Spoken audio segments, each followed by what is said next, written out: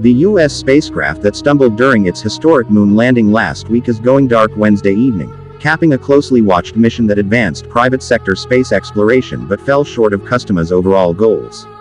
After 6 days on the moon, the robust and plucky spacecraft will soon lack the power to transmit data. Steve Altemus, Chief Executive Officer of Intuitive Machines Inc., which built and operated the lander.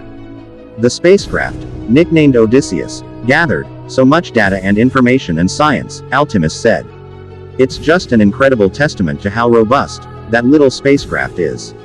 After slipping into hibernation around U.S. East Coast time on Intuitive Machines will try to wake up Odysseus after about 2 weeks of lunar night to see if the craft's solar panels can harness returning sunlight, Altemus said.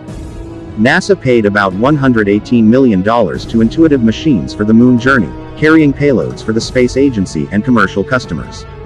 The mission is part of NASA's broader, $2.6 billion strategy to tap private sector technology to explore the moon as it prepares for human missions later this decade. It marked the first private sector lander to reach the moon intact and America's first successful landing in more than 50 years. It also broke a string of failures by other companies at a time of resurgent national interest and investment in exploring the moon. But Odysseus' faster-than-expected landing limited communications from the little-explored lunar South Pole Company executives said on Wednesday that Intuitive was able to forge workarounds and communicate with customers' instruments, sending home some 350 megabytes of engineering and science data. Still, the mission endured other setbacks. Because of the rough landing which left the vehicle tilted at a roughly 30-degree angle, a system failed to study how its engines kicked up moon dust. A separate camera designed by Embry-Riddle Aeronautical University failed to deploy and capture the landing, though flight controllers later managed to eject it. No images have returned. What does the future hold?